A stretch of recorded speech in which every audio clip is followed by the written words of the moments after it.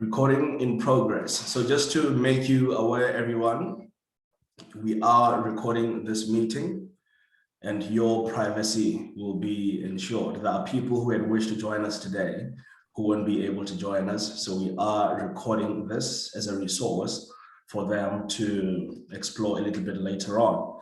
And we are also recording this for yourselves too.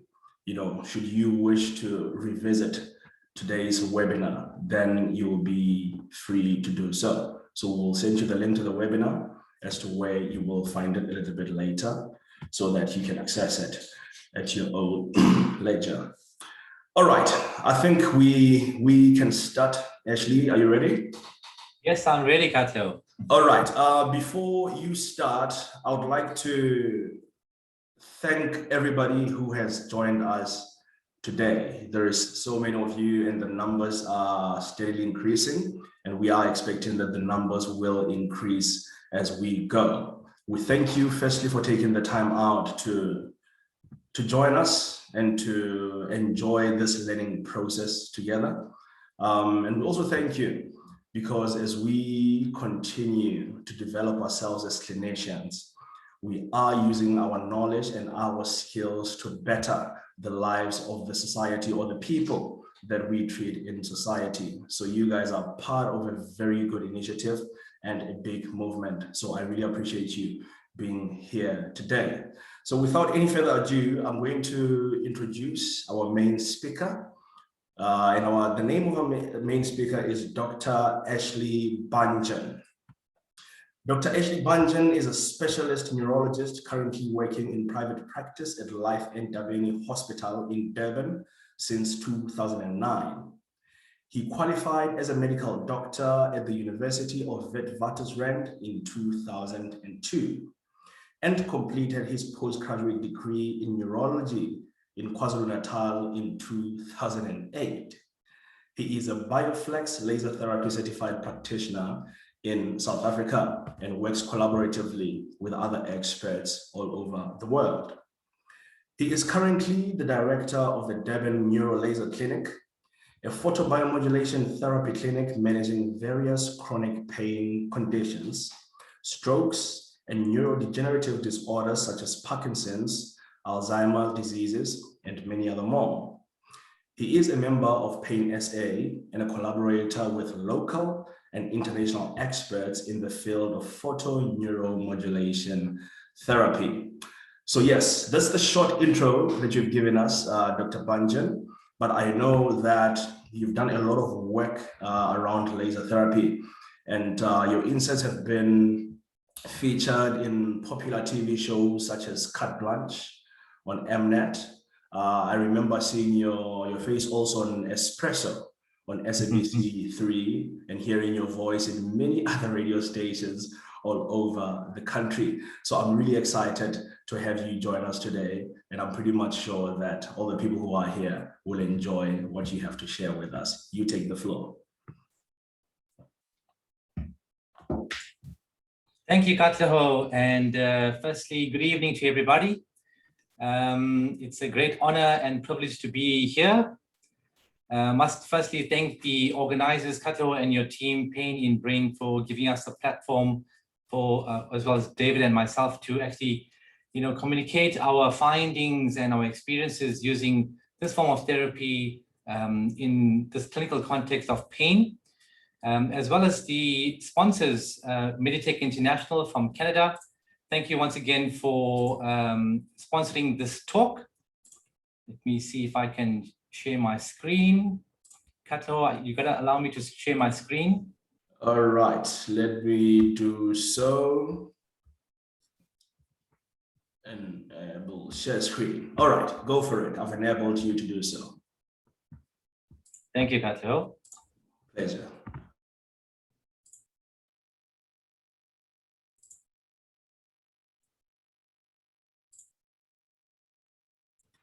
Can everybody see this? Kato, can you see this? Yes, I can see it nice and clear. Go for it. Okay, perfect.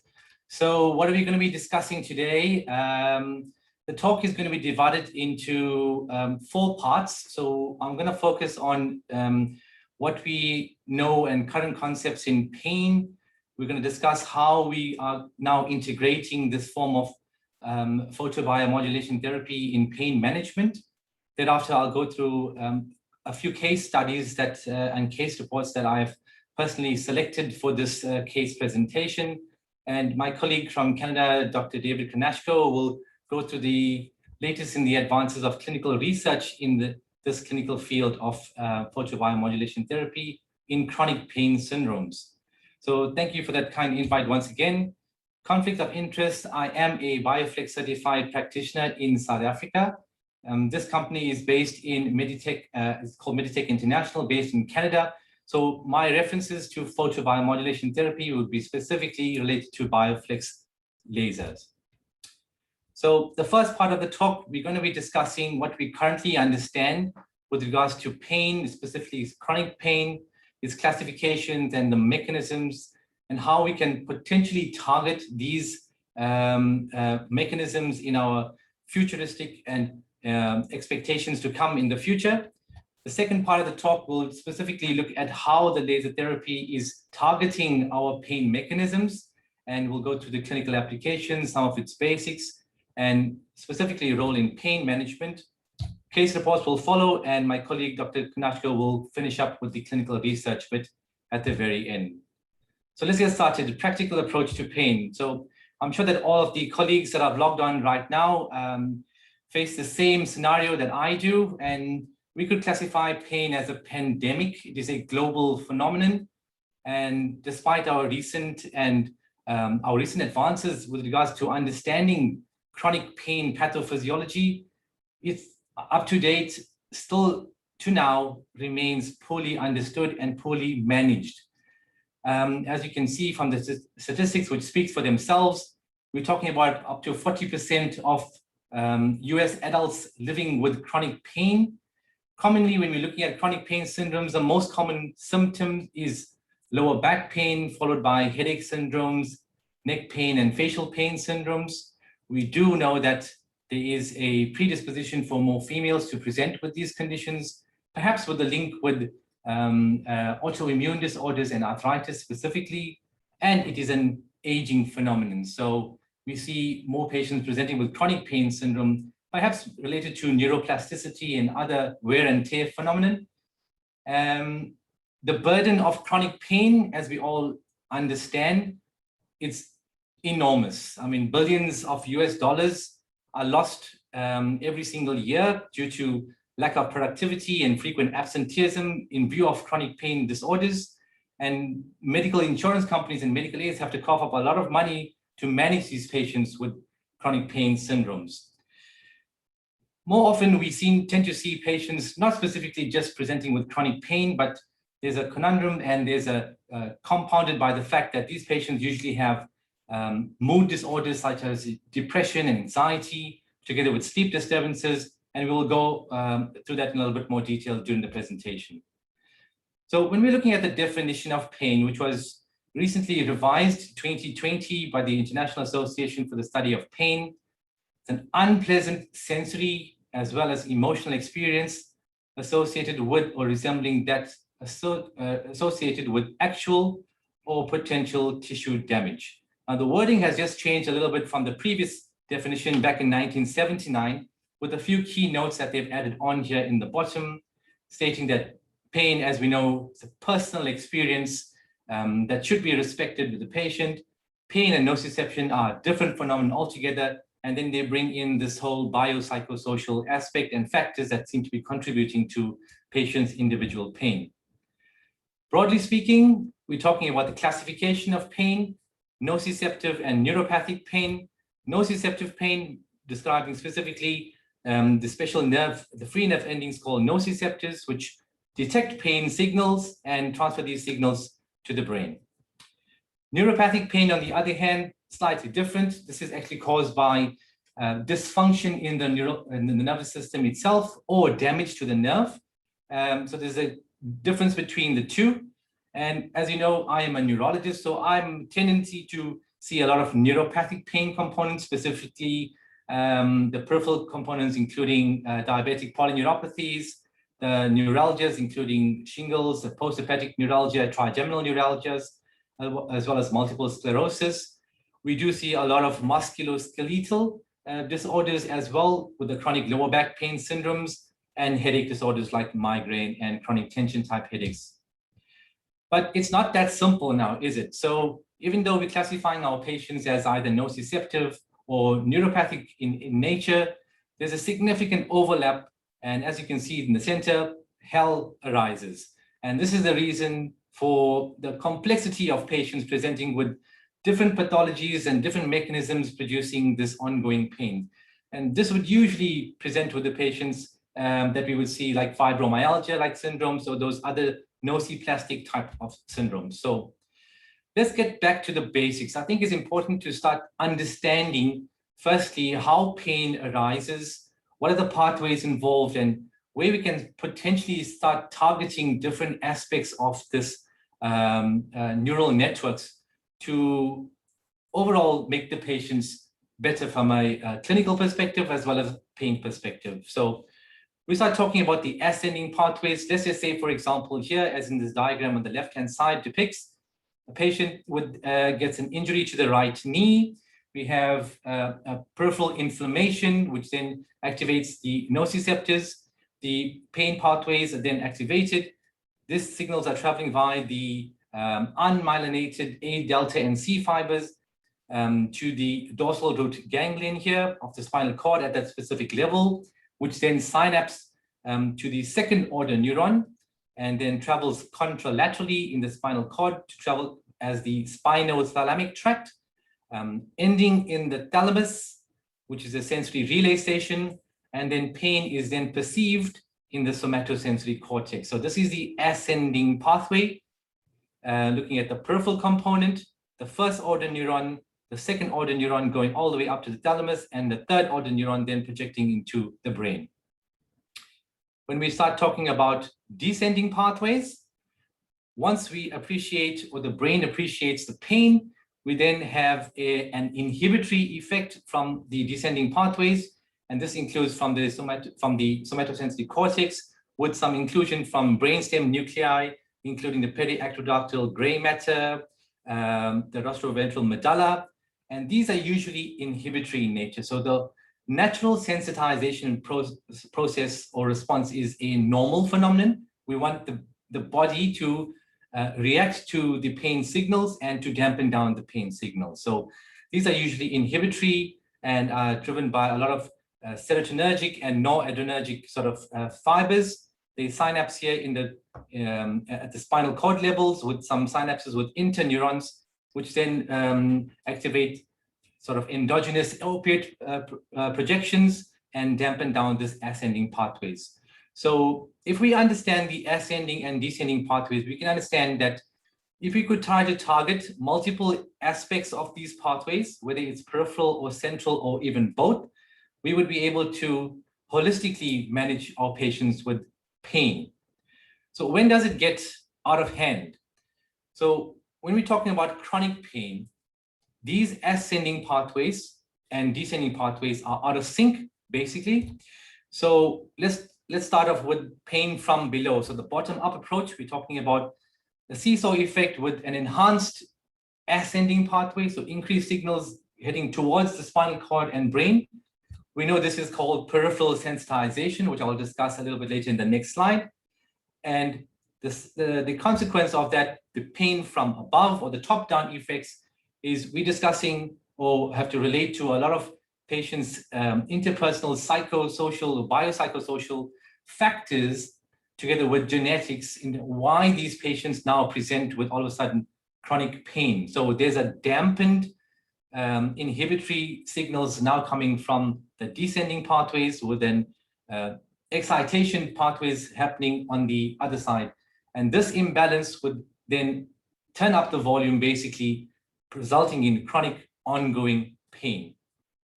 So the descending pathways resulting in central sensitization, ascending pathways, peripheral sensitization. What do we mean by peripheral sensitization? Basically, there is a reduced threshold and increased responsiveness of these neurons in the periphery, hence peripheral sensitization. So it's happening at the site of injury, and this is to the stimulation of at their receptive fields. This is usually locally produced by inflammatory mediators, mast cell granulation with bradykinin, prostaglandin, as well as substance P. These molecules and cytokines are familiar to those familiar with pain pathophysiology. So peripheral sensitization is one of the mechanisms as to why chronic pain is driven at the periphery. So this would drive more action potentials, more pain, basically volume now turn up to maximum at the periphery. What happens at the central level now? Remember the top-down effect. This is usually three basic mechanisms. We more talking about glutamate, which is a positive or an excitatory neurotransmitter.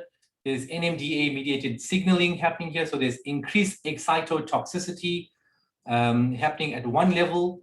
At the other level, there's disinhibition. So there's actually reduced inhibition from the inhibitory neurotransmitters, which we know are GABA and glycine.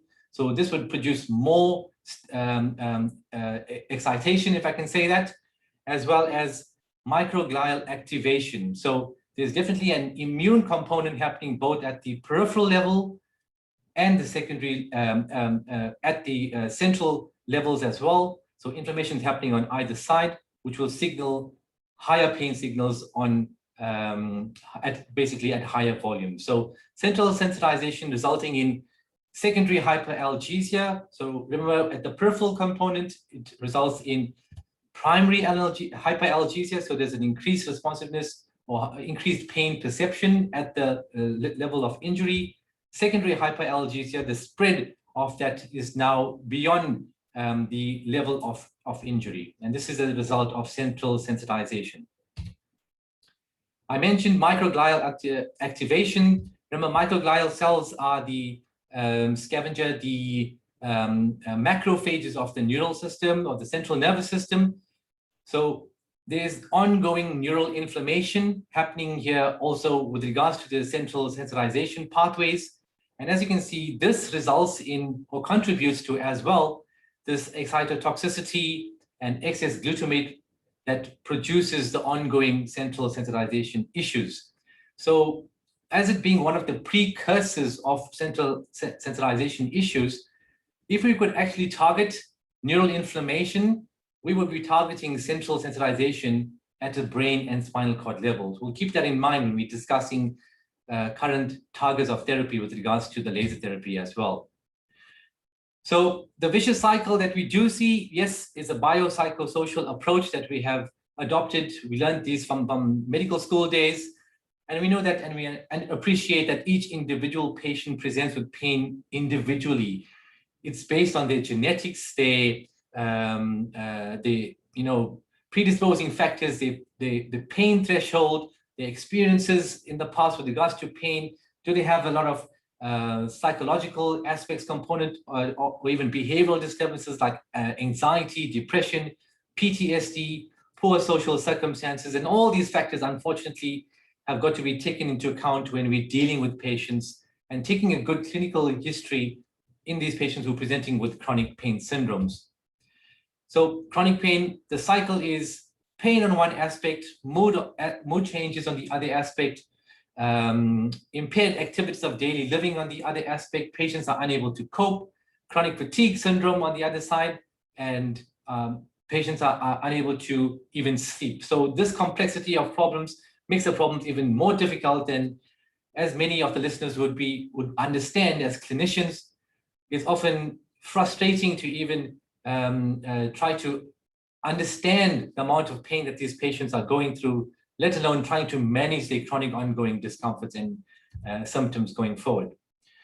So I look at this paper here published recently in Lancet Rheumatology, 2021, March, looking at medical diagnoses related to central sensitization shown in the central sensitization continuum. So there's three blocks that we can see here. The thermometer is basically looking at the amount of central sensitization.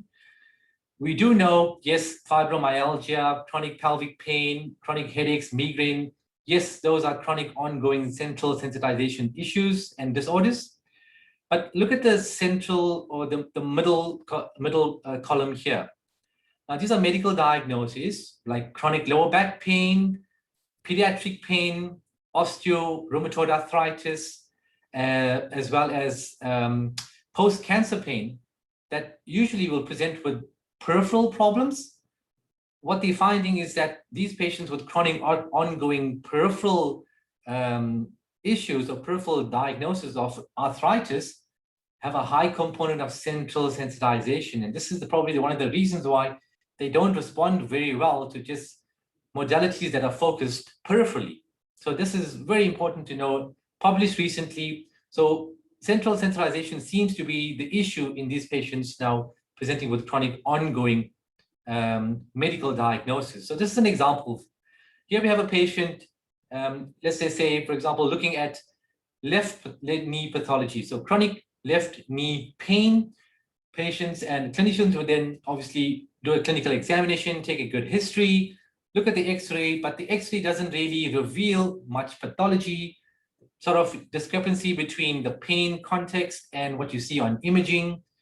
And then the patient then sort of reveals on further inquiry that, doctor, the pain is actually referring to a bit of my hip. I'm getting a bit of back pain at night. It's spreading into my toes. I'm getting a bit of pins and needles, a bit of restless legs at night. I'm also getting a bit of headaches. I'm getting light sensitive. Stress is making this problem worse. I'm unable to sleep. And when I take a hot shower, this pain is actually getting worse. So these are the symptoms that we need to be asking our patients, not just purely what they are coming to you for, which is left knee problems, but if you take a detailed history, then you can immediately understand the complexity of the problem, that this is both a peripheral and central sensitization issue. And this will also impact the patient from a management perspective. So we've all seen diagrams and flow diagrams like this, where we see a pain continuum. We try to adopt this as much as possible, starting off from being least invasive, from managing patients with topical systemic medication, anti-inflammatories, for example, then progressing to combination therapies, and then leaving the invasive procedures such as implantable spinal cord stimulators, etc., for the very last. But the continuum that we see here, unfortunately, does not relate to efficacy. So unfortunately, patients who are at the very end or dire straight situation, implanting a spinal cord stimulator or something like that invasively might not actually help the patient who is now presenting with 5 to 10 years of chronic ongoing pain, who is now left with mood problems, has lost his job, for example. So this continuum does not relate to efficacy. So we need to be, before starting to operate on patients either minimally invasively or the more invasive procedures, need to start looking at the more least invasive or minimally invasive approaches and see if we can target these patients before they would actually even progress on the pain ladder. Now, this was actually a shocking diagram to see. World Health Organization pain ladder, last revised 1986. As you can see here, the different steps, including from mild, moderate to severe, and severe to very severe pain, seems to include a lot of opiate and opioid therapy, starting off from mild to very, very, very severe, together with some interventional therapies right on top. Now, this is the WHO pain ladder that we are expected to follow. But we know that there's an opiate crisis here. People are falling off the cliff, and this is global, not just in the United States. This is everywhere. So we need to start adopting a different kind of approach. This revised step-wise approach was suggested by the group at the Mayo Clinic in 2020. As you can see here, they're trying to advocate this for chronic non-cancer related pain, and trying to modify that initial stepwise approach by using less opiate therapy and more of an integrative medicine therapy approach, which I tend to agree with. So this is a much more fundamental and more practical way of looking at it. in view of the recent opiate crisis that we have at the moment. So neuropathic pain management, I'm not going to go into too much of detail regarding each of the drugs that we have available, but this is our bread and butter, and this is what we are taught in medical school and postgraduately, that the class of drugs that I specifically use in neuropathic pain, most commonly we're using the gabapentinoids, the gabapentin, the Lyricas, and the Cymbalta or duloxetines together with amitriptylines, the first three classes of agents. We're starting low and we're going slowly uply with titrating up according to clinical improvement or until you get a therapeutic effect. And I'm sure that many of my colleagues and as well as those listening will tell you that none of their patients that they have actually started on this form of management, and I can speak for myself here, I've been in practice for 12 years, and as a neurologist, I'm chronically using these pain neuromodulators, but this is an ongoing problem where we would have to either stop the medication, either because of inefficacy, side effect profile, or there's a lack of effect. The patients refuse to take treatment any further because of a lack of effect. So I personally can say that I've never seen a patient, for example, with trigeminal neuralgia or post-herpetic neuralgia, where I've actually had to stop medication because the patient actually got better. Yes, patients will continue medication chronically because of a modulatory effect, somewhat masking the ongoing pain, but I've never had I've never had the ability to actually stop the medication ongoing. So our current pain guidelines look something like this. It's a stepwise approach once again, going from least invasive to more invasive here, combining this neuropathic pain modulators early on with combination therapy, then going on to tramadol and as well as combination agents, specialist referral.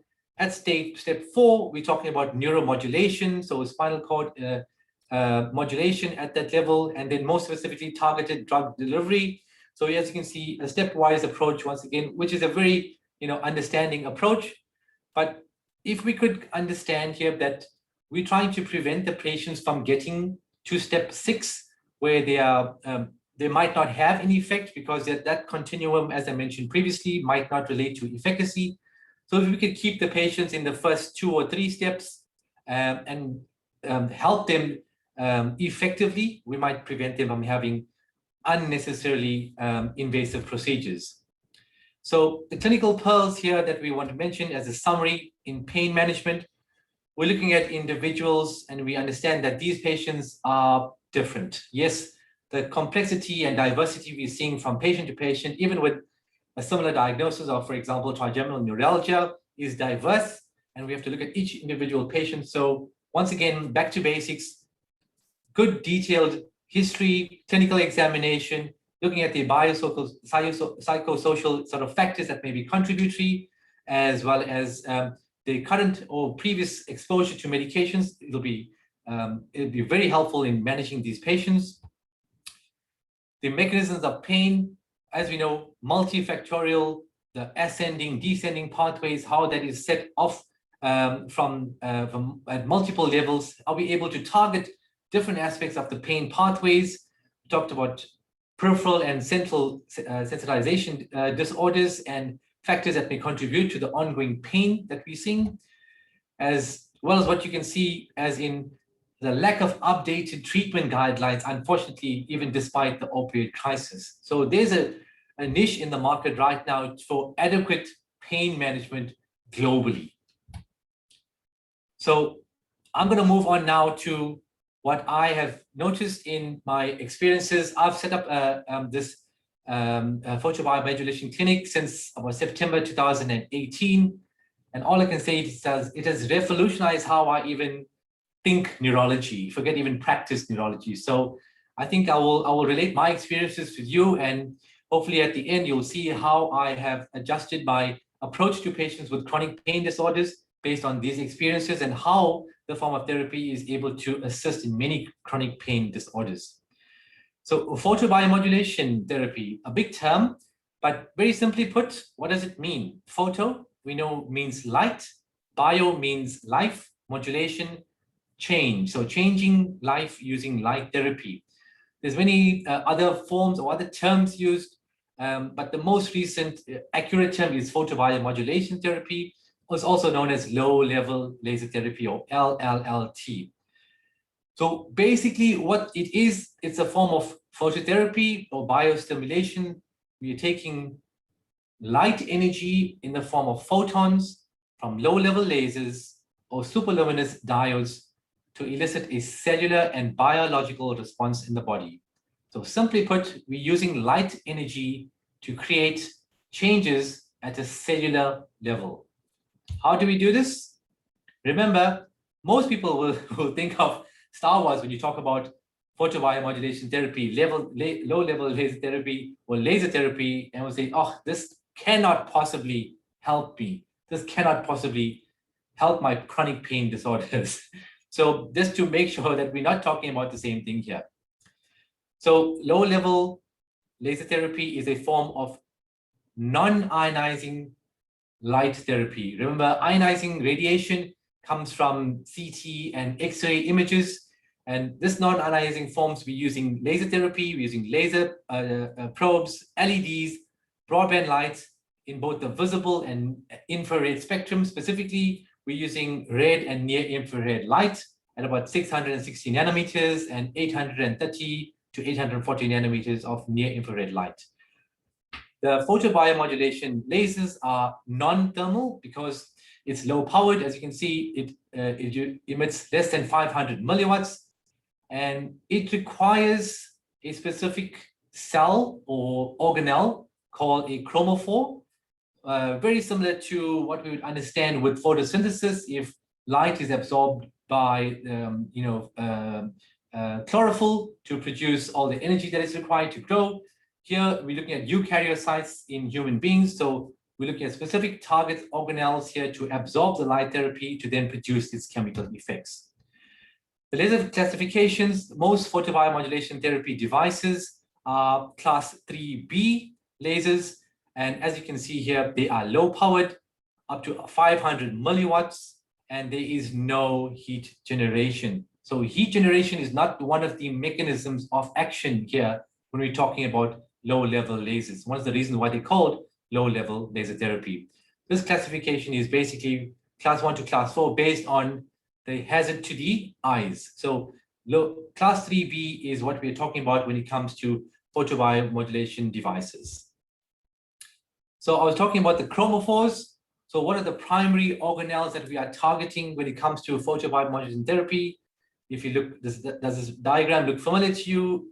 It is the mitochondria. Mitochondria, yes.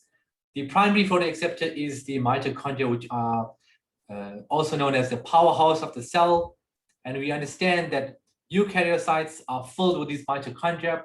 Primary mechanism of action of function of the mitochondria, as we know, is to produce energy. And it does this using the electron transport chain in the form of ATP. So if we go back to physiology days, you notice that electron transport chain here, the mechanism of how we produce energy. Specifically, we know that the low-level laser therapy or the light therapy is actually targeting the third subcomplex here, cytochrome C oxidase. So it's actually targeting the enzyme subunit on the electron transport chain. The function of the electron transport chain, we know that we are trying to create a proton gradient here by shifting the hydrogen ions out of the cell through the double membrane of the mitochondria, then back into the cellular space where ATP will be formed from ADP. This is the basic mechanism of energy production at the electron transport chain. Why am I talking about cytochrome C oxidase here? So what does light actually do to cytochrome C oxidase at the mitochondrial level? So we know that light at a specific wavelength of about 660 nanometers and about 830 nanometers, we're talking about red and near infrared light, there's actually increased cytochrome C absorption. So at these two levels here, where you can see the mitochondria, there's an increased absorption and activity of cytochrome C oxidase. So what does it mean? So when we're shining light at these specific wavelengths, all of a sudden cytochrome C oxidase activity is increased. So what does that mean?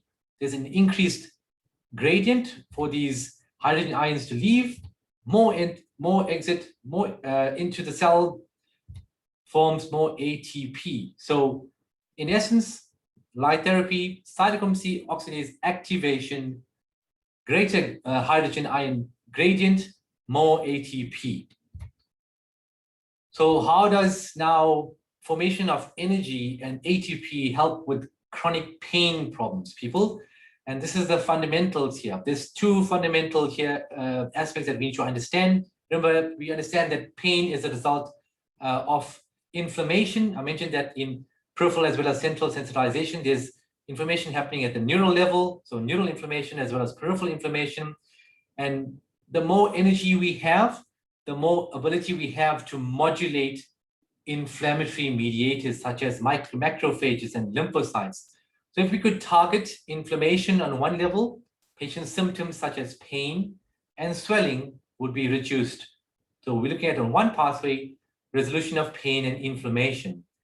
But if we increase ATP, the laser therapy is now also able to produce stimulatory effects. So there's a lot of gene transcription that happens at a cellular level thereafter, which I won't go into too much of detail, but there's a whole lot of progenitor cells that are released as a consequence of the laser therapy, including the release of progenitor cells for bone formation, collagen formation, as well as cartilage formation. So in this clinical context of a patient now presenting with chronic ongoing arthritis of the left knee, which you can manifest as a reduced joint space and osteophyte deposition and evidence on the x-rays and further imaging, you can understand that not only would you now target the inflammation causing that patient's pain and discomfort as well as swelling, we're now able to stimulate that knee joint itself through cartilage production, through chondrocytes and collagen as well. So there's a stimulatory effect working at the joint level as well as inflammatory mediation. So this is why laser therapy has such vast effects from just one simple application. So when we're using laser therapy probes, we have laser therapy probes that are targeted with direct skin contact. So as you can see here, light is able to shine to a certain depth based on the parameters that we can actually modulate or dial in with regards to the depth and the duration that we actually hold those laser probes, where we can actually provide more energy. We're able to focus and reduce inflammation primarily, which will make this patient's initial symptoms at least 40 to 50% better within a couple of treatments. The stimulatory effects thereafter, whether there's neural degeneration or there's cartilage loss from osteoarthritis or a traumatic bony injury, such as a fracture of the femur, there's muscle loss because of atrophy, we're then able to cause stimulatory effects through the progenitor cell release, and then we can increase nerve, cartilage, bone, as well as collagen production. As well, it helps with muscle regeneration. There's also a significant effect on angiogenesis and formation of new blood vessels through its mechanism of nitric oxide. So as you can see here, a single application or of a single modality is able to do all of these things all at once in one patient. And this is non-invasively. So here in chronic pain, how do we apply this? So the laser therapy is able to alleviate pain, alleviate inflammation. It modulates inflammation, it assists with immunomodulation, which is chronically driving to stop that central sensitization or the chronic ongoing cycle. So to prevent the chronic ongoing pain syndromes, as well as promoting wound healing and tissue regeneration. So when we're looking at pain management, we're targeting inflammation. So remember back when I discussed peripheral and central sensitization here, targeting the area, let's say for example, the left knee that is chronically inflamed, we're able to reduce pain and inflammation in that region here, targeting peripheral sensitization, which would also get to the soft tissues, the collagen aspects, absorption through the blood, through mitochondria, target the lymph nodes, induce analgesia, as well as assist with for example, trigger points that we see commonly in patients who have fibromyalgia-like syndrome or like that disorders. So we're able to get to the muscle, soft tissues, target the pathology, for example, the joints, inflammation at all levels. So we're familiar with what inflammation can do. For example, here at a cellular level, to understand now, how does the laser therapy cause effects at a cellular level? We know that it increases macrophage activation. It actually reduces your neutrophil activation to prevent this ongoing cycle. The cycle of chronic neutrophilic activation is one of the primary drivers for chronic ongoing peripheral inflammation. So here we're able to reduce the amount of neutrophil activation, increase your immuno surveillance. So laser therapy is able to target here macrophages and neutrophils. Oxidative stress, we're able to reduce the amount of oxidative stress or otherwise excitotoxicity at a cellular level, which causes apoptosis and cellular death. This is due to the reactive oxygen species that are actually released with the laser therapy itself. So we actually can target oxidative stress and prevent ongoing cell death. There's a shift between the anti-inflammatory cytokines and the pro-inflammatory cytokines, the shift towards the anti-inflammatory cytokines here, promoting less inflammation so that you can heal quicker, as well as preventing this ongoing stalling in the inflammatory phase here and promoting more tissue repair. So the laser therapy is trying to expedite the amount of inflammation here, effectively reducing the amount of pain and inflammation and promoting tissue repair. It'll also assist with pain because of nociceptor, pain signaling pathways, and its impact on prostaglandins and vasodilatation, as I've discussed before. So as you can see here, multiple aspects of the inflammatory cascade can be targeted with the form of therapy, and all of this combined would overall give a good overall result in the patient. So to summarize, these effects are all happening with the photobiomodulation therapy. At the immunomodulation aspect, looking at oxidative stress, tipping the curve into an anti-inflammatory cytokine release, and here targeting peripheral sensitization. Remember, this is one of the major drivers for the ascending or the below or bottom up pathways. So if we could target peripheral sensitization like this, we'd automatically be excluding a significant component to chronic pain mechanism.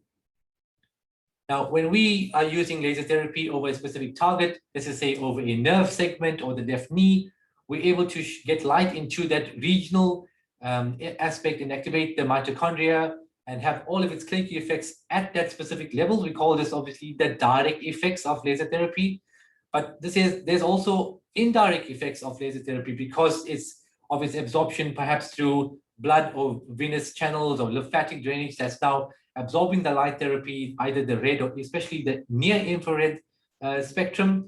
There's actually evidence to show that stem cells are being released by bone marrow. Immune cells are now all of a sudden now flocking to the area of injury or inflammation, helping this whole repair process all at once. So initially we would target with different parameters, pain and inflammation. We're able to then dial down our parameters to more stimulatory effects so that we could actually heal the joint with time once pain or inflammation is reduced by at least 40 or 50%. So there's a lot of indirect systemic effects with regards to cytokine release, as I've mentioned before, and it also has an effect of releasing endogenous opiates and enkephalins, as well as mast cell degranulation. All these effects are part of the, once again, peripheral and central sensitization pathways. So here we're targeting the core problems or the mechanisms that actually drive chronic ongoing pain. So how does the low-level laser therapy affect peripheral and central sensitization? We mentioned peripheral component, remember inflammation, prostaglandin release, substance P, vasodilatation, histamine. We know that studies have actually showed that low-level laser therapy is actually been found to have a reduction in substance P and bradykinin that is important in peripheral sensitization. There's reduced cyclooxygenase levels and prostaglandin levels. There's actually reduced fast axonal transport in these nociceptors. So there's a so-called an analgesic effect that you are now causing via the A delta and C fibers, and there's increased production of your endogenous enkephalins and endorphins. So repeated treatments would result in reduced ongoing peripheral as well as central sensitization. And this was published in 2011, about 10 years ago, how we can actually affect central and peripheral sensitization at this molecular level. So going on, yes, low-level laser therapy has been around for about 60 odd years, and of recent, the hype about it has been, more vastly seen on social media platforms, for example, and these are FDA-approved clinical applications that we see in everyday clinical practice. I mean, this could be administered by a physiotherapist, a chiropractor, a general practitioner, a neurologist, a pain specialist, a psychiatrist, for example, but commonly looking at what we see commonly causing pain. And we still understand that chronic pain is one of the most common symptoms that a patient would seek medical attention for worldwide. Pain, pain, pain. So if we could have this as one of our additional or adjunctive therapies, I can tell you from personal experience, yes, it definitely comes in handy when we're dealing with a lot of complicated neurological cases, that you can understand what type of cases would come to a neurologist when it comes to ongoing pain. So yes, we're still able to show efficacy and modulation with regards to chronic pain management in these patients. So considering that we're targeting inflammation, we would then extend our spectrum of clinical disorders from simple sprains and strains, muscular tears, to muscle injury, tendon injuries, bony fractures, or combination of the above. In fact, any condition with an inflammatory component would be helpful. So inflammation, we were able to target inflammation here. So this is one of the common complications, rather common applications that we would see with low-level laser therapy. Now, as a neurologist, you would want to think that why did I all of a sudden want to start playing around with laser therapy, and how is this going to help and impact my patients with chronic ongoing neurological conditions? So for those that have not seen the carte blanche insight that we had dramatic effects looking at using this laser therapy transcranially, basically transcranial photobiomodulation, where we now focusing our attention on neural inflammation, which we know drives central sensitization in pain, right? So chronic fibromyalgia-like problems, for example, in this clinical context, is significantly associated with neural inflammation. We're talking about inflammation in the microglial cells, so in the brain and spinal cord and periphery, basically brain, central nervous system. So we're talking neural inflammation modulation here. And we've noticed that if we could modulate the amount of neural inflammation in the brain, we all of a sudden are seeing less progression in, for example, patients with neurodegenerative disorders. We're talking about Parkinson's disease. We're talking about Huntington's disease. We're talking about Alzheimer's dementia, chronic stroke patients with chronic ongoing neurocognitive impairment, for example. Neuroinflammation is one of the key pathophysiological mechanisms driving these conditions. So in the context of pain, we understand that it is there as well. So these are the reasons why we would treat a patient with transcranial photobiomodulation, for example, with a patient with fibromyalgia, despite they might have trigger points all over the body, neck, lower back, hip region, knee region. So we would combine our peripheral treatments together with our central treatments to get an overall effect. And this is the reason why we now broadening our horizon, looking at these patients holistically. And the reason why we have decided to implement a form of a photoneuromodulation, if I can call it, or transcranial photobiomodulation in this clinical context. So if we're able to modulate neural inflammation, within all of a sudden we dampen down the central pathways or the inhibitory pathways, we are now enhanced. All of a sudden there is less pain from a central perspective. Combine that with peripheral, win-win scenario. So I'm going to go through some of my case reports that I've done. How are we doing for time? Okay, we're good for time here. I just want to leave some time for us to go through some questions and stuff at the end. So I'm going to be showing you some patient video testimonials here. So I have to mention that I have received consent, obviously, to do this on this platform.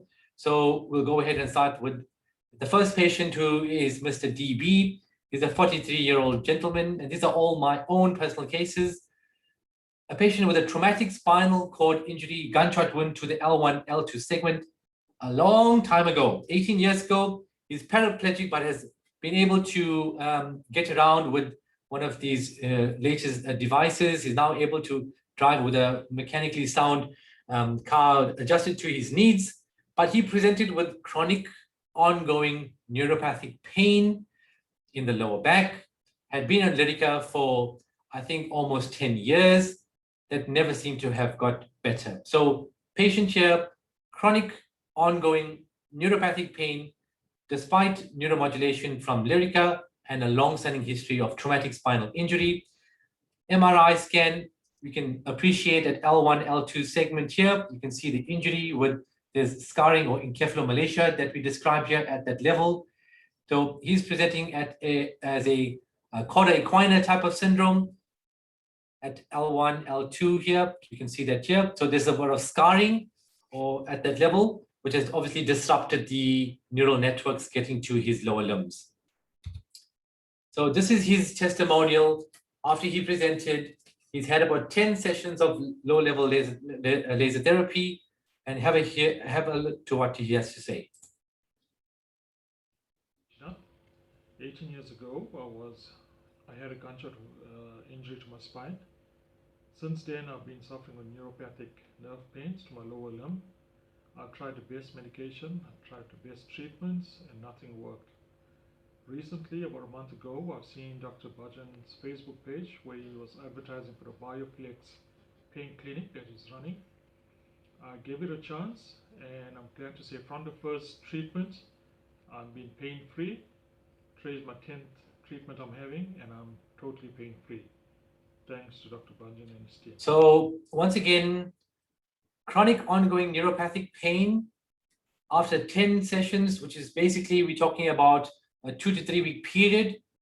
He was almost better after the first week, about 40–50% improved, and chronically remains pain-free to date. So what are we targeting in this patient here? Yes, there's peripheral as well as central sensitization that we had to target, but a laser therapy session of about an hour a session, targeting the lower back at the region of L1, L2 is what we focus on, together with central sensitization over the cervical spine as well as the brain segments is what we'll be focused on.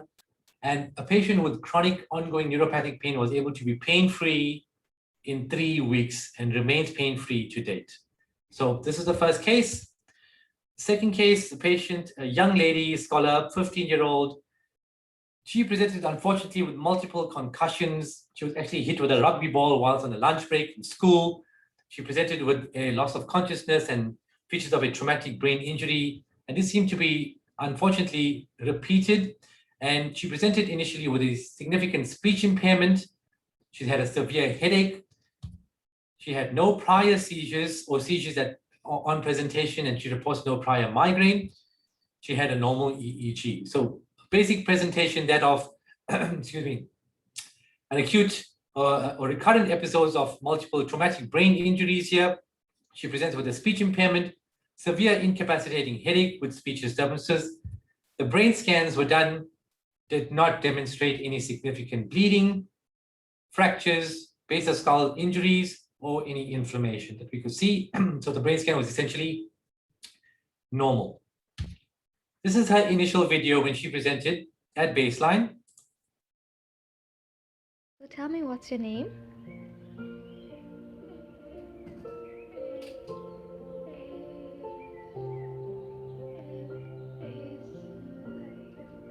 And how are you feeling today?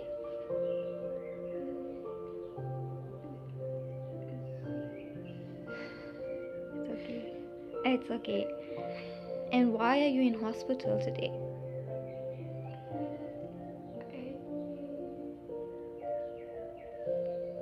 So you can appreciate the significant speech problem. We call this a speech apraxia.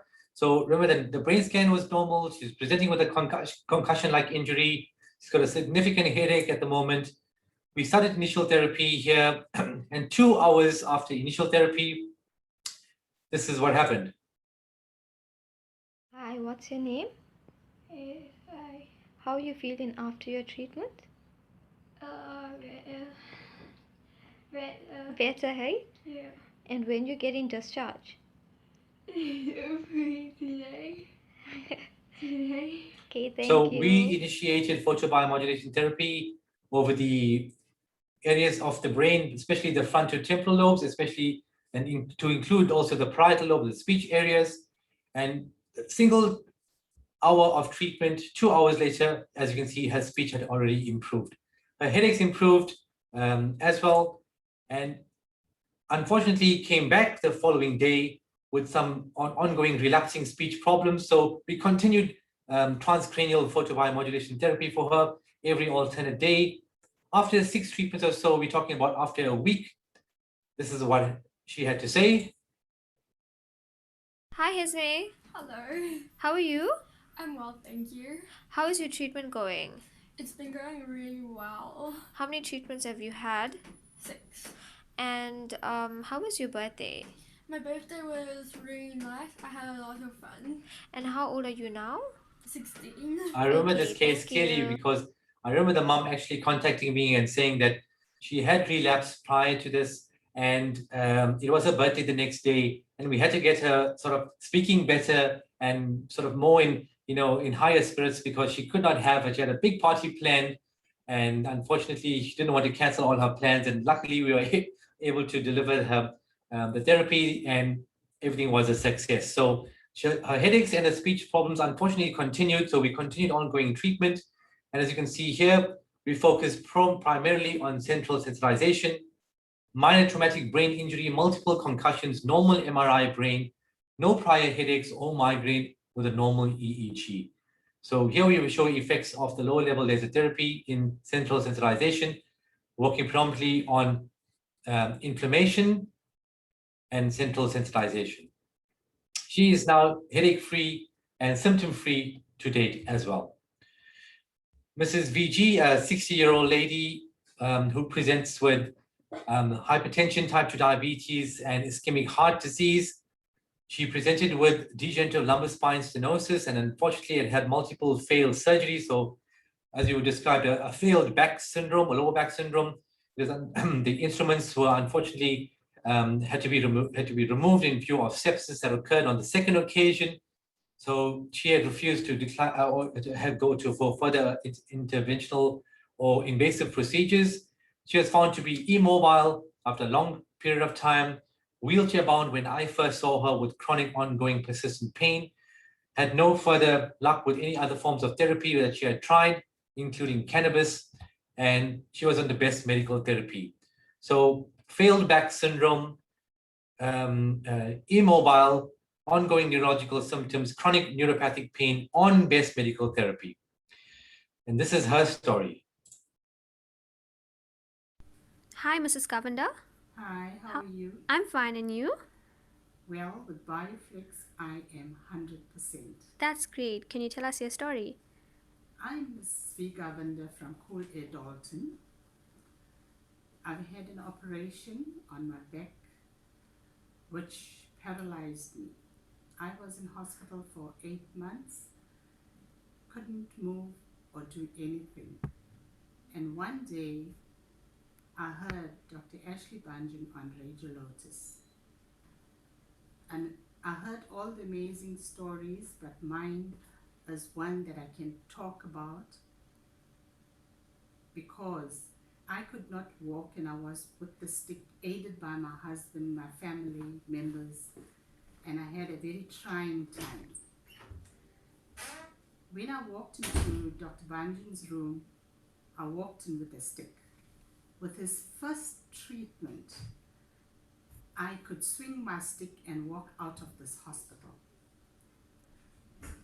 My second treatment, I didn't need my stick.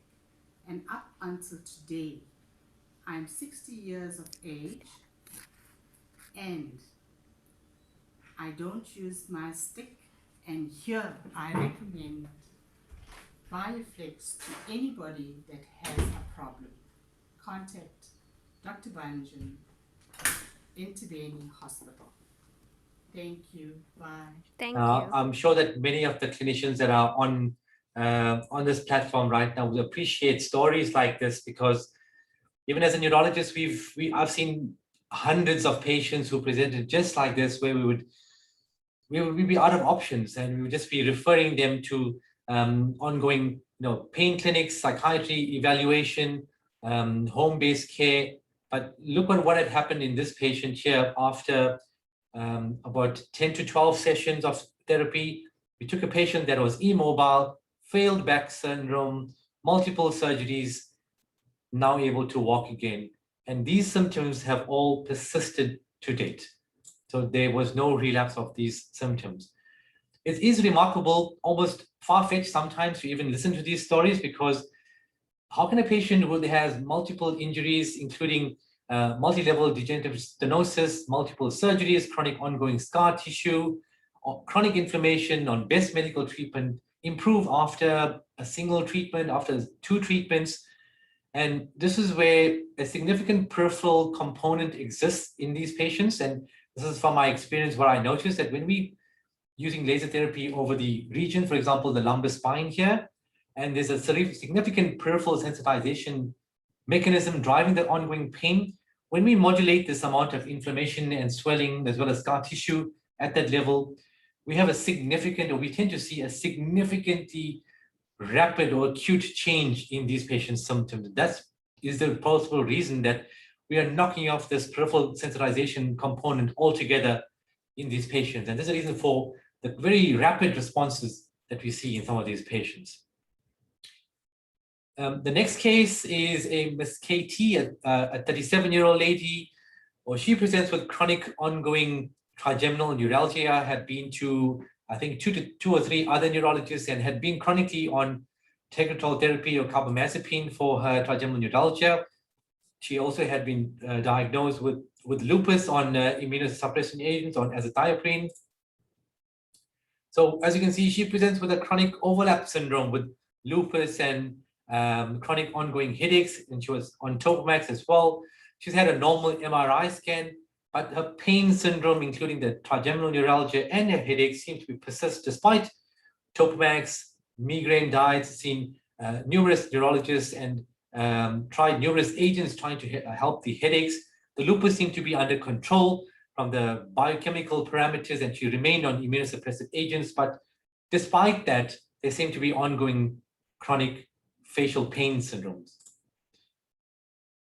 This is her story. I'm Kelly, and I was diagnosed with lupus, which is an autoimmune disease whereby my body's immune system is attacking itself. And in my situation, it's attacking my nervous system, which leads to chronic pain in the face with neuritis and chronic migraines.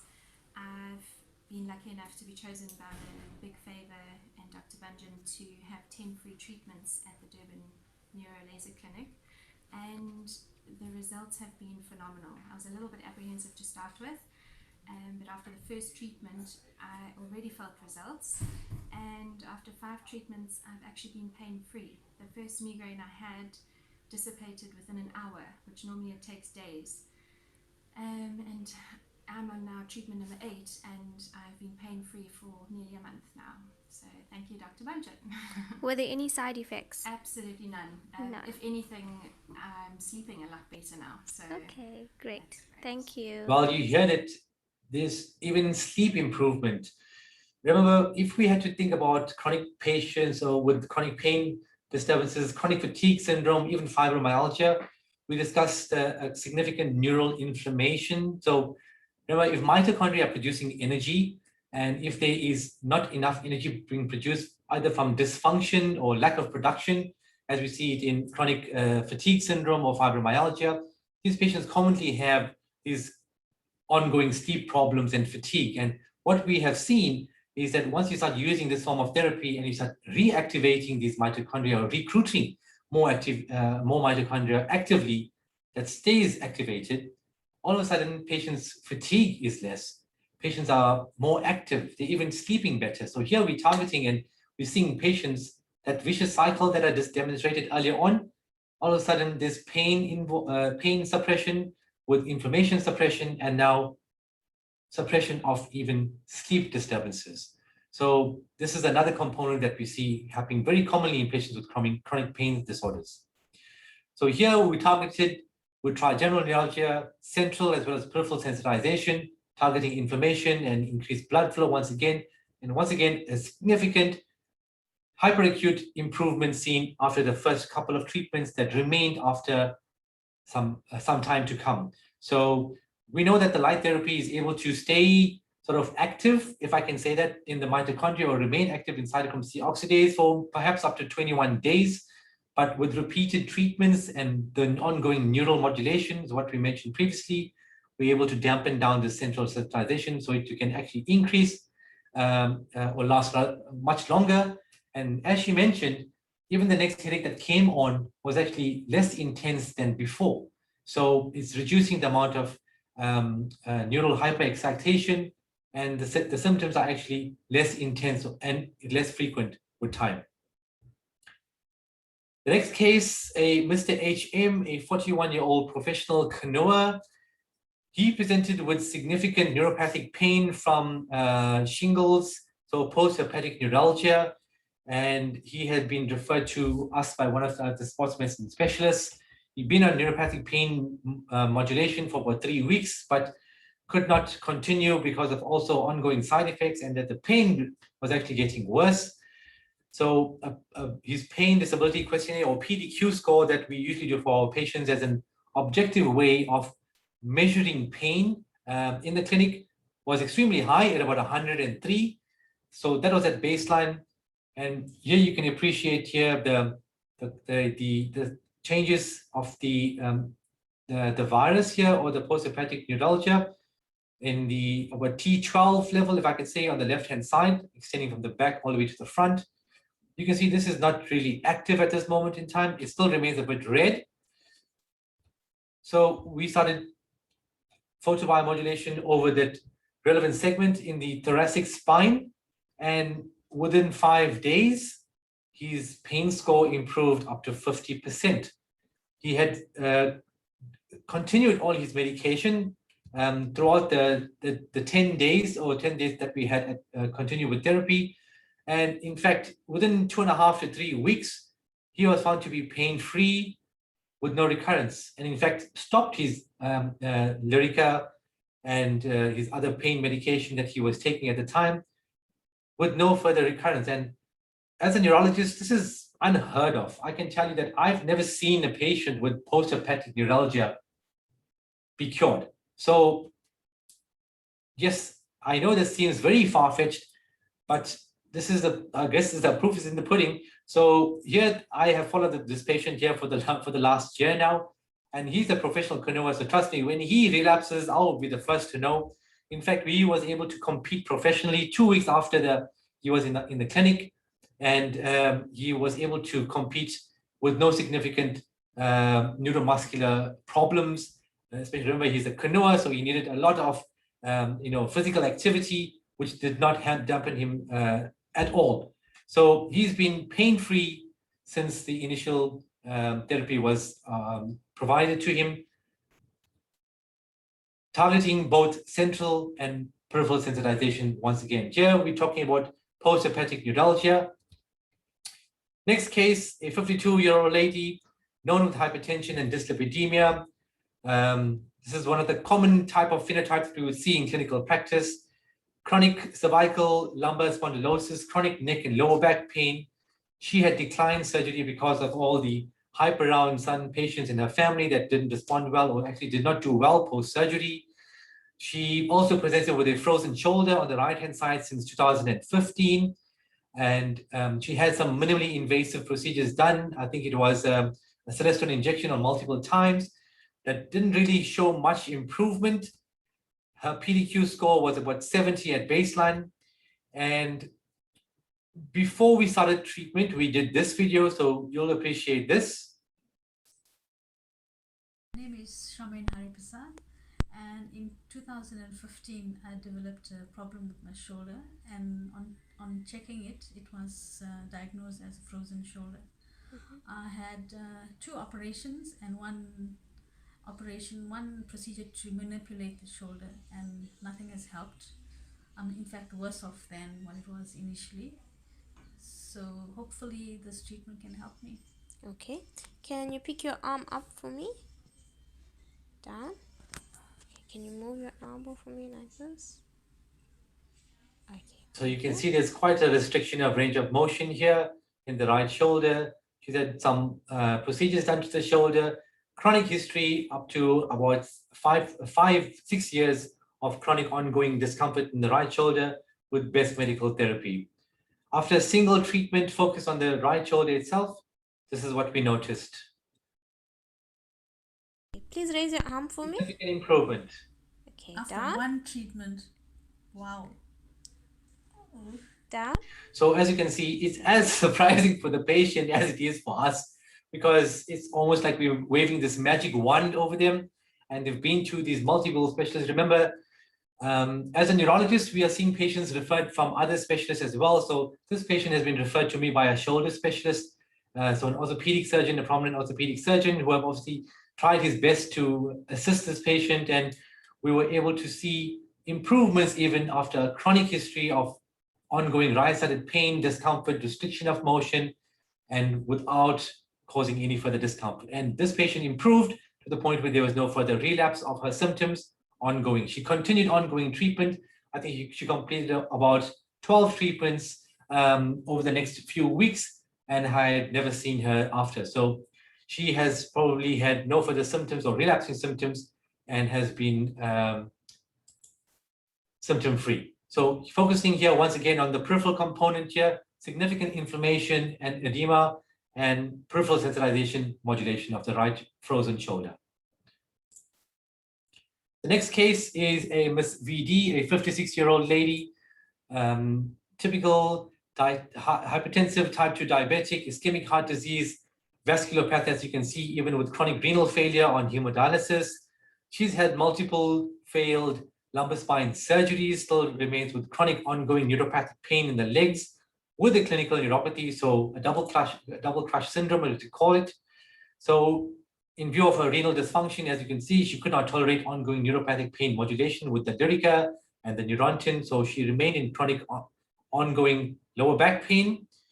And after a couple of sessions, this is her story. Doctors and specialists have lost all hope in me. I have been in pain for the past 24 years, and I've tried every pain medication out there. I've spent so much of money. I ended up with renal failure, and also I'm in a wheelchair. I heard about Bioflex treatment from Dr. Bhanjan over East Coast Radio, and I met with him. He recommended that I should have at least 10 treatments. But after the 5th treatment, I could see so much of improvement. For example, my toenails and fingernails, they all are normal color. Keloids that I have throughout my body due to operations have now gone flat. There's no swelling on my legs. My fingers used to curl inwards, and now they are straight and I can write properly. My pain, which was at least 90%, is now reduced to 10%. I would recommend this treatment to anyone out there who is suffering from chronic pain. So here you can see a significant improvement in, once again, inflammation. And the key here that she also mentioned, her nails got better, range of motion got better, and the keloids, in fact, were less hypertrophic. So here you can see the stimulatory effects. In just a few treatments, we were able to modulate not only just peripheral inflammation, but assist with the stimulatory effects, including increased blood flow, so that we can see that the nail actually became normal color again. So here, once again, focusing on peripheral and central sensitization issues in a patient with a chronic long-standing lumbar spine stenosis with peripheral neuropathy. Next case, a Miss DH, a 48-year-old lady, chronic long-standing history of fibromyalgia. In fact, she's been down this road for the past 18 years or so. She had been seen to by, as most fibromyalgia patients, by numerous specialists, including rheumatologists who have tried out on immunosuppression agents, tried out on methotrexate, even though her autoimmune screen was negative. She had a poorer response to usual neuropathic pain modulation, including Lyrica, Tegretol, and Triptyline. She had a significant disease burden. She had lost her job as a consequence. She was actually working as a design interior decorator. And because of this condition, she presented to the emergency department where I had initially seen her. She presented with TIA-like symptoms where she would transiently lose vision and speech together with numbness on the one side. And she was basically presenting with a hemiplegic migraine. She would get a lot of sleep disturbances, chronic ongoing fatigue, light sensitivity associated with the symptoms. So we initially admitted her looking for secondary causes. She had an MR angiogram looking at her blood vessels. You can see here carotid and vertebral arteries and the middle cerebral arteries, all nicely open and patent, essentially a normal MRI scan of the brain. Her symptoms subsequently improved a few hours after onset. So she was presenting with hemiplegic migraine, and this is her story.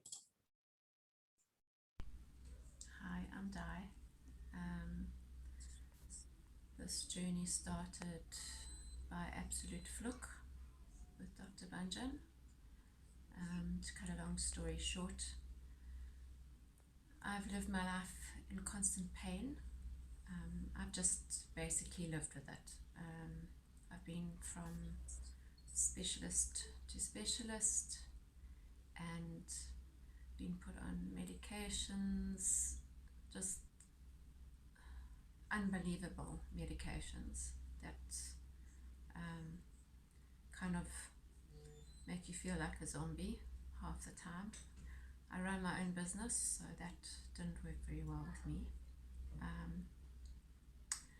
My pain eventually got to a point where I could hardly hold my neck up, and prior to that I'd been misdiagnosed with lupus, and anyway, I was just at a really bad place in my life, so much so that it actually really had stressed me out. I didn't know really where to turn. I ended up having too many strokes, which actually turned out to be my blessing in disguise, because if they never had happened, I would never have ended up here with Dr. Bhanjan. And I'm on my 16th treatment, and I feel like crying now because it's changed my life. I feel like a person again.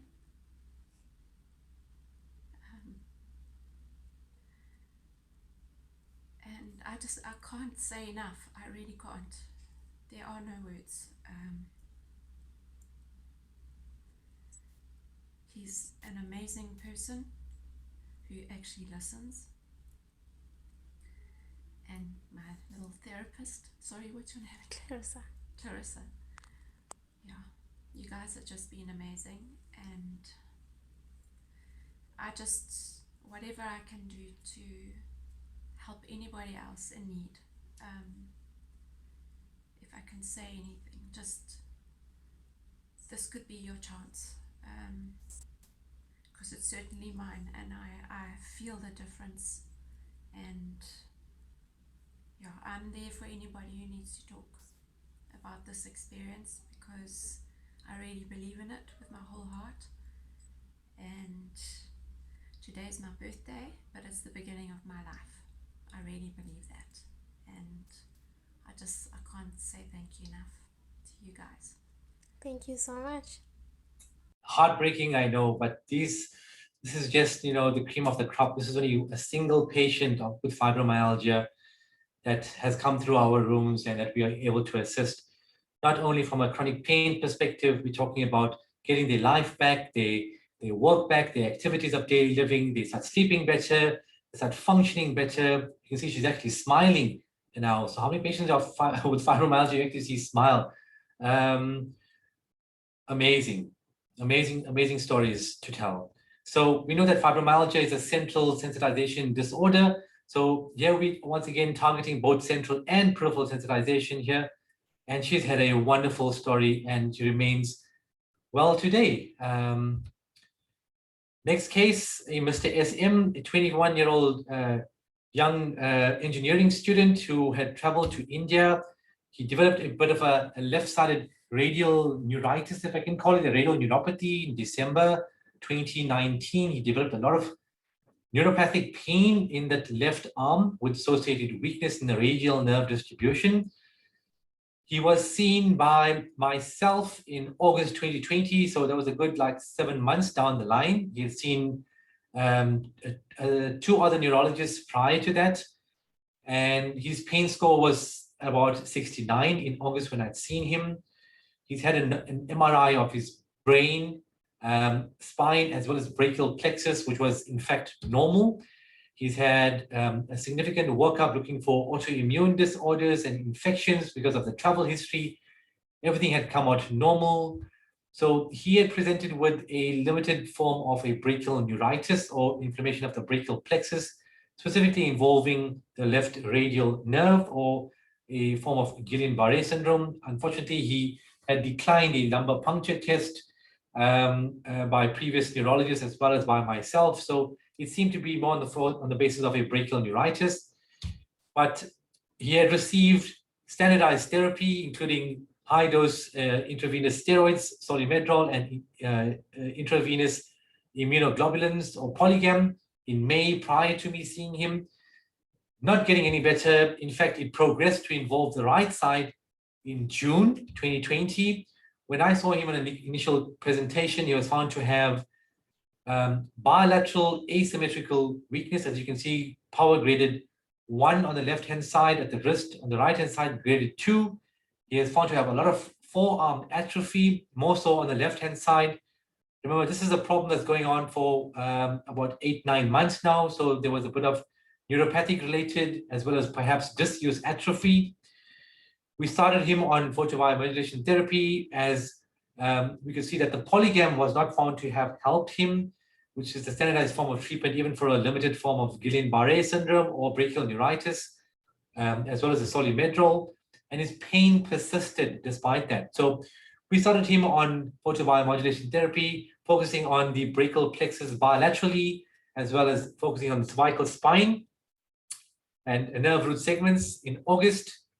We followed him up in October 2020. We found that his weakness, in fact, had not improved. September, October, over a period of 2 months or so, but his pain definitely improved. So pain had definitely improved to the point where his PDQ scores had improved, and weakness was somehow lagging behind. We conducted his nerve studies, both his radial, motor, and sensory nerve fibers. So let me go to this here. So in August is when he had seen me. These are the motor studies on the left and the sensory studies on the right. You can see that the left-sided radial sensory nerve was absent in May here. And in March 2021, after we continued with our ongoing treatment, we noticed that there was steadily increasing values here. Here we're looking at millivolts as an objective way of conducting those central our CMAPs, our muscle action potentials. And you can see that there was a progressive increase over the months from May to August to September and to March this year. So we had treated him over a period of 8 months.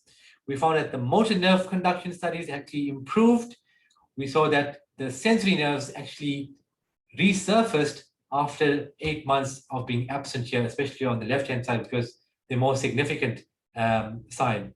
So we saw that over the time period, the sensory nerves started hyperfiring and were now present on the nerve conductions to be normal, and there was an improvement once again on his motor nerve conduction fibers. The forearm measurements of regard to his atrophy steadily increased once again from about 16 centimeters, is increased to about 20 centimeters, and we've seen this in the left and the right forearm.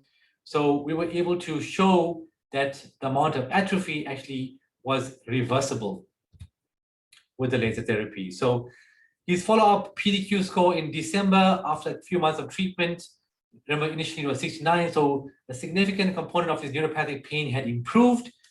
He's currently at a grade 4 or 5 bilaterally with no neuropathic pain. I last reviewed him a few months ago, and he's now able to at least use a pen to finish up his examination. He lost out a whole year, unfortunately, because of this illness. He's now finishing up his electrical engineering studies. So in this case, we were able to show that a bibrachial neuritis presentation with significant neuropathic pain, we were able to do modulation of inflammation. We were able to help assist with nerve regeneration as confirmed on nerve conduction studies. We were also able to show forearm muscle circumference improvements, so working against the muscle atrophy. So here we're able to show the stimulatory effects as well as the inhibitory effects on the inflammation on both brachial plexus. So I have put in this slide at the very last minute. I think that it's going to be clinically relevant. I think that I've got about 5 minutes or so just to, we're living in these times right now where COVID is another pandemic that we are talking about, not just pain. And I've done another presentation for Meditech International looking at the post-COVID syndrome, looking at what exactly is going on with these patients with post-COVID syndrome. So we're talking about patients who are presenting with symptoms including chronic fatigue, chronic ongoing chest pain, headaches, or any type of pain, even pelvic pain, joint pains, brain fog, as well as ongoing loss of taste and smell, as well as sleep disturbances. They're classifying these patients as having a chronic post-COVID syndrome, usually seen at least sort of 2 to 3 months after the initial diagnosis. And its potential mechanisms here, once again, dealing back to what we have already been discussing this entire presentation. So brain fog is there, fatigue is there, chronic pain is there. There must be some sort of similar concepts here. And in fact, they are. The mechanisms here that we're looking at, obviously these are theoretical mechanisms here because we don't understand much about post-COVID syndrome. But have a look again. Neural inflammation there as number one. The same mechanism causing ongoing progressive neurodegeneration in Parkinson's disease. Chronic pain is now there in post-COVID syndrome. There's an autoimmune link perhaps, decreased blood flow to the brain, perhaps with hyperactivity of the autonomic nerve system, as well as mitochondrial dysfunction. Here, the photobiomodulation therapy is able to target, yes, inflammation in the brain, improve blood flow to the brain, activate mitochondria. So here the concepts, once again, we'll be able to see, and I can vouch for many patients that we've actually treated now with post-COVID syndrome, presenting with exactly this months and months of ongoing chronic pain, discomfort, and distress related to long-standing COVID. And in fact, after maybe about 5 treatments, which is literally about 5 hours of treatment, patients improving symptoms, including chest difficulties that we're seeing reversible on lung function testing is now being evident. So I just wanted to bring this to your attention that we should also be considering this in the post-COVID pandemic that we will be seeing very soon. So summary of my case reports here, we talked about photobiomodulation in the clinical context of very complicated cases that have been shown here with multiple that have been on best medical therapy, failed surgical manifestation, and those patients that were almost written off by medical specialists, including other colleagues. So still able to show effects with time. Here we're able to target both neuropathic pain, nociceptive pain, the overlapping syndrome, as I mentioned previously. We were targeting both central peripheral sensitization. So we ideally should be seeing these patients sooner rather than later, even if we are able to see and show improvements in patients 18 years down the line. Imagine what we could do 18 years prior to that. I mean, we could potentially get patients back to even working environments sooner. The cost to the economy would be even less. And what we're seeing is that we're actually seeing a lot of patients that are now pain-free, not just pain that has improved. We're actually getting them off their medication with time. They're now off their neuromodulation. They are pain-free. As long as they don't have pain symptoms, there's no reason for further ongoing consultation. So ongoing neuromodulatory therapy, or we call it maintenance therapy, especially for those refractory cases, especially the fibromyalgia cases, is what we do advocate for. So patients, as you mentioned, she came in for about 16 odd sessions.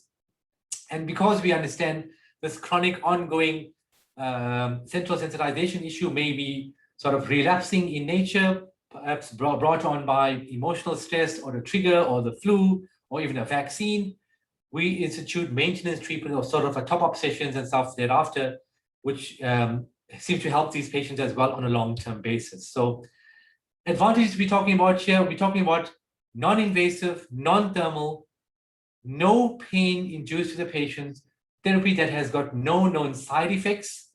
So we're able to administer this form of therapy effectively with no side effects. We're targeting the cause of the symptoms, the mechanisms of the chronic pain.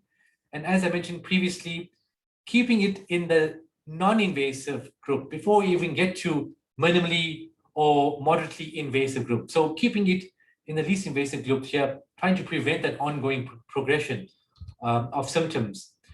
So to finish off here, clinical pearls here, we're talking about low-level laser therapy targeting a multitude of pathological mechanisms, including excitotoxicity, oxidative stress. We talked about inflammation, both peripherally and neural-based. We talked about mitochondrial dysfunction. We talked about the release of stem cells as a stimulatory effects, including brain-derived neurotrophic factor, it being non-invasive, no side effects, and actually found to be neuroprotective. So we understand that neuroprotection is a big concept here now in neurology. So if we could administer a form of therapy that will be, safe to the neurons, safe to the mitochondria, prevent ongoing cell death, this is what neuroprotection means. The patients would actually not progress over time. They would not get worse over time. So the ongoing cell death and oxidative stress is less. We understand that there's no medical treatment for neuroprotection. So if this form of therapy could do all of this, together with getting the patient's symptoms better, back to a working class, no side effects, and be neuroprotective, this therapy, I think, in my opinion, from clinical experience, has revolutionized how I treat and will continue to treat pain in the future, even from a neuropathic pain perspective. As you can see, I'm talking about the BioFlex systems. It consists of arrays on the left-hand side here and laser probes, and these can actually be contoured to the patient's sort of convexities to the elbow or even the shoulder and even the cervical spine, so we can actually make contact. This constitutes a lot of superluminous LEDs, and here we're using red as well as near-infrared laser probe. So very simple, mobile technology we can take to the clinical bedside, pack it up into a bag, and move it along. Current pain guidelines, we've seen this before. Steps 1 to step 6. Imagine if we could stop this process at step 1, or before patients could even be at step 1. So I've showed you all the most complicated cases and still showed improvement in this patient. So imagine if I had time before this to had instituted or commenced or initiated treatment on these patients, we would have initiated treatment at step 1, or even prevent patients from heading towards the neuromodulatory phase or the more invasive phase of targeted drug delivery or inserting spinal cord sort of stimulators and morphine pumps, for example. So I think if we rethink about how we manage pain based on what we understand right now, because it's clearly obvious from the WHO perspective that despite our advances in research in medical science and technology, we're not understanding and we're not managing chronic pain because pain still persists. And if we understand it better, and if we now are able to target multiple areas of the chronic pain pathways, we're going to see much less chronic ongoing pain patients in time to come. So a big thanks to my team here at the Durban Neurologist Clinic here. And I think I'm going to end here. Thank you, Ashleigh, for the time and the opportunity once again.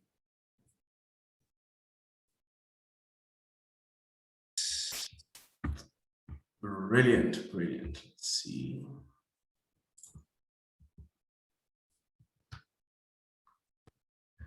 Thank you so much, Dr. Bhanjan,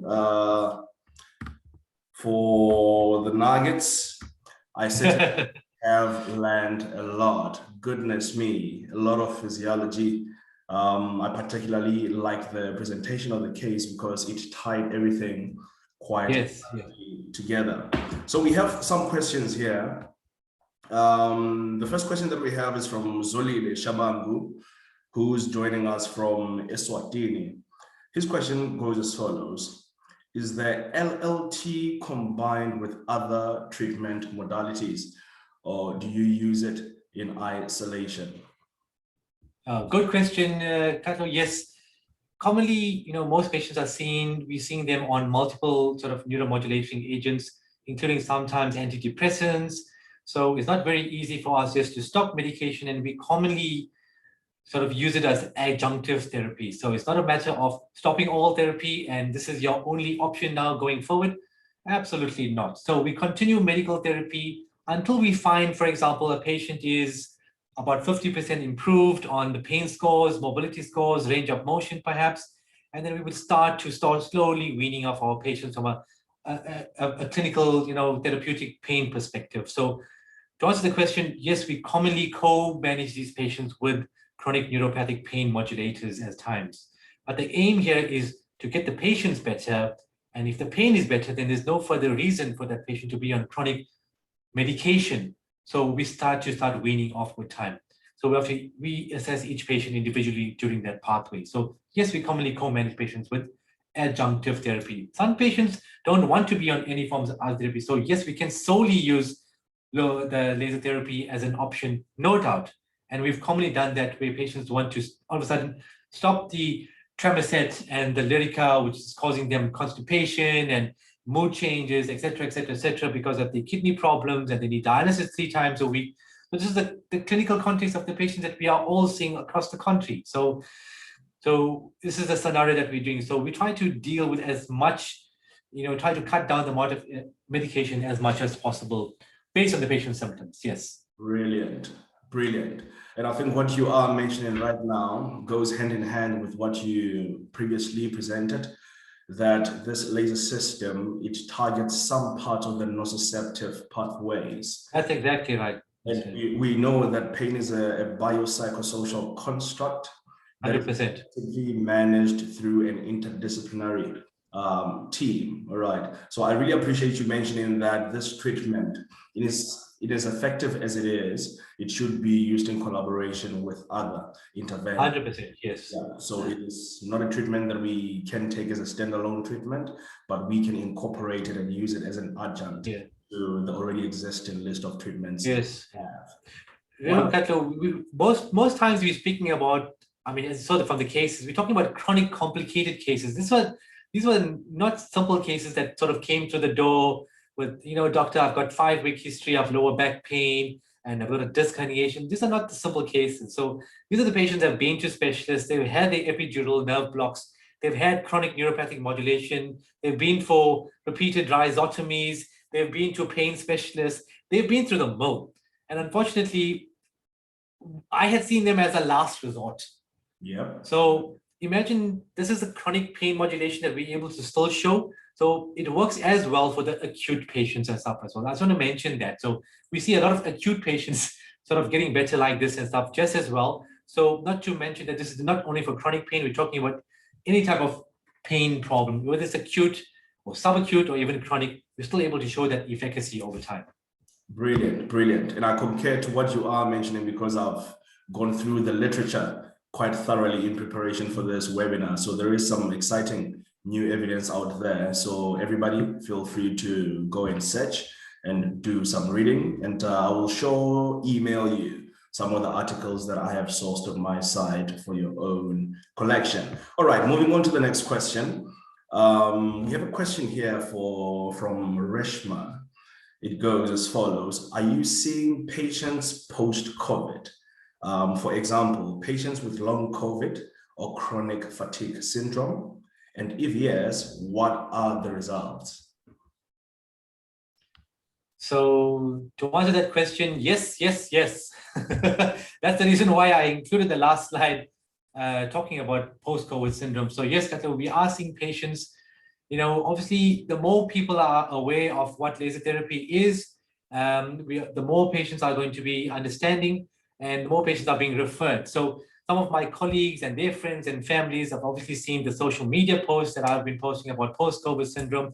And in fact, I've treated family members as well as colleagues and as well as some patients presenting with ongoing symptoms. I've seen patients with chronic respiratory symptoms, including breathlessness that was unexplained, has been to pulmonologists with restrictive lung patterns, unexplained CT chest findings, sort of the interstitial lung disease problem. And these are patients with COVID, had COVID pneumonia, but not really fitting those criteria for interstitial lung disease and not fitting the criteria for immunomodulation, but they're presenting with ongoing symptoms, including chest pain, shortness of breath, exertional fatigue, sleep discomfort, chronic pain syndrome. And I can tell you offhand, I've treated about 12 patients just off the top of my head right now, every single one symptom-free right now. Targeting the chest region, remember we can target our directed photobiomodulation over the chest regions, over the brain regions. So we're obviously targeting central pain sensitization for these patients. We're targeting the respiratory aspect over the apices of the lung, as well as the bases of the lung. So to answer the question, yes, we're going to see a lot of patients with post-COVID syndrome. And in fact, from my last presentation, I see the incidence up to 75% of patients, that's 3 in 4, is going to have ongoing symptoms post-COVID. Awesome. Thank you for that comprehensive response. I'm going to try to move a little bit more faster now due to... Sure, hello. There's an interesting question here from Helen. The question goes as follows. I see many fibromyalgia clients, and most of them have no significant nociception contributing and no signs of peripheral sensitization. It's all central sensitization, meaning nociplastic pain. They also have mostly tender points rather than trigger points. Where would you apply the probe for administering the laser? I've read about targeting the brain stem. Also, can you give an example of a treatment protocol in terms of the number of sessions as well as the duration of each session? So this question is quite a long one. It's divided into two. So I think the first point that Helen wants from you is that in patients with fibromyalgia who elicits no signs and symptoms representing peripheral sensitization, how would you explain the efficacy of this treatment? And secondly, in patients who have tender points rather than trigger point, where would you apply the probe of this laser? And thirdly, how long would each individual session be and how many sessions would you have to apply in order for you to start seeing the results? Sure, Katlo. So we understand fibromyalgia is a chronic central sensitization issue. Yes, there's no dispute about that. So that means that we have to be targeting the central nervous system, so brain and spinal cord. So just to target the initial part of the question, yes, we tend to do treatments over the cervical spine or brain stem. Remember, we're targeting the central pathways. So we're talking about the inhibitory pathways passing from the brain via the brain stem, as well as the brain itself. So we're talking about transcranial photobiomodulation. I have a tendency to include peripheral photobiomodulation as well. And I see from my experience, that seems to help the trigger points very well, especially when there's multiple. We have a specific frequency that we know that is very inhibitory, for example, over the tender point. So we tend to target a specific area. Let's just say we're working on the upper back or the neck, cervical spine and shoulder regions, as opposed to the lower back. We'll target one aspect. We'll do the peripheral component and the central component. So we tend to do a bit of both, not just specifically targeting the central components. So this is what I find to be more effective, not just specifically targeting central components. The amount of treatment is very variable. And this is the point from patient differing from one pain problem to the other, and the complexity of the pain, especially with fibromyalgia. So in the fibromyalgia category, we might say, for example, a patient has an overlap syndrome with SLE or rheumatoid arthritis, or has got MS, for example. So now we've got a central sensitization problem with a significant autoimmune component. And this is the reason why the peripheral works very well with the central, and not just purely the central. Even though we understand from the research and the science, yes, it's a purely central-based phenomenon, agree, 100%. There seems to definitely happen, there seems to definitely some sort of peripheral sensitization that is assisting these things. Remember, we talked about the ascending pathways and the descending pathways. So perhaps less ascending input and more inhibitory descending pathways perhaps tips that balance to a better outcome in the end.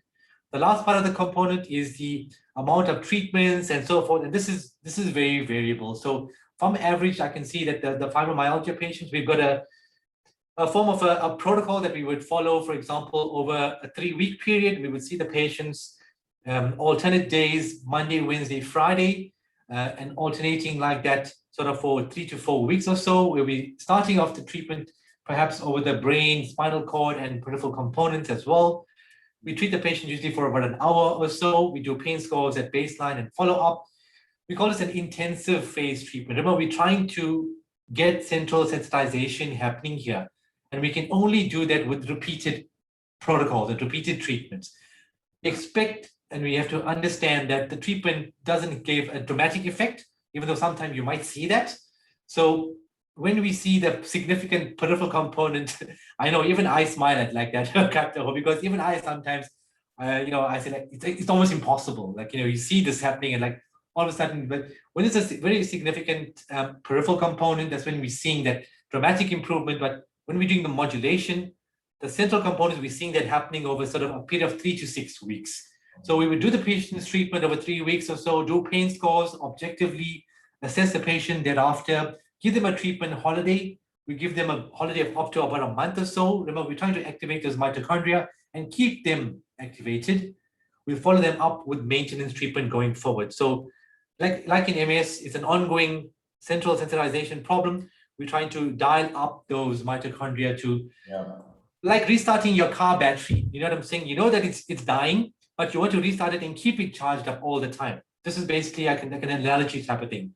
I think I've covered most of the components of that question. You certainly have. So a follow-up question, but I'll just respond to this very quickly. A follow-up question from Helen. She says, do you also recommend active coping strategies offered by rehab professionals? For example, mindfulness-based interventions, exercise, etc. Many of these have high level of evidence to support the efficacy. And just to take over the discussion here, I believe you also do recommend the implementation of these strategies in the management of patients in pain. And I certainly do. Remember, Dr. Ashleigh Bhanjan mentioned that this treatment shouldn't be used in isolation. It forms part of the collective treatments that we use towards the management of patients in pain. So certainly mindfulness-based interventions, exercises, and many other treatments have shown great efficacy. So absolutely to use it in combination of this. All right, moving ahead a little bit faster. There is a question here. Let's see, an interesting one. Firstly, thank you, Dr. Ashleigh Bhanjan, for a great presentation. The testimonials are incredible. I have a couple of questions. In a patient with a few significant areas of pain, how do you decide which area to target with the laser therapy? And this one is not pain related. are there any indications for use in patients with seizures or epilepsy? Okay, so a patient who's presenting with, for example, a polyarthritis. This is talk about maybe a rheumatoid arthritis patient who's got some hand discomfort, shoulder discomfort, and a left knee discomfort. So I tend to start the therapy in the most affected joint. Usually a patient will tell you which is the most affected joint from a pain perspective because of the ongoing inflammation. And that joint tends to be most affected from a range of motion perspective. So if, for example, the left knee is affected, I would start treatment there. And I did mention in my talk how we do have indirect effects with regards to laser therapy. And I see this very commonly in the polyarthritis, rheumatoid arthritis group. If, for example, I focus on the left knee arthritis, which is very swollen, we do treatment on the left knee, solely on the left knee. And a day or two later, the patient will come in and can tell you, but doc, my shoulder discomfort is gone. It's much better. That's what I'm talking about, the systemic effect, what we call it abscopal effects. This is where the light is actually being absorbed through the bloodstream and activating mitochondria, which is circulating and so forth. So we tend to target with the most severe problems first, and then we go on from different areas. You can do multiple areas all at once. It's not a problem.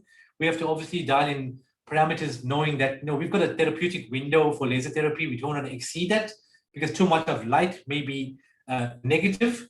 I'll ask maybe David to touch on that in his presentation. So we try to keep it within the therapeutic window and stuff as well. And just to end off quickly, the bit about epilepsy. Yes, I'm a neurologist. We're doing a lot of treatments and stuff for patients. I've done a patient some months back with chronic refractory, in fact, status epilepticus, where we use the laser therapy to induce remission in a 12-year-old girl, where usual medical therapy for status epilepticus and unfortunately failed. So it's a long story, but yes, to answer the question, we can use it because we understand that an epileptogenic focus has an excitatory problem with glutamate. And this is the way we target our therapy, including sodium valproate, et cetera.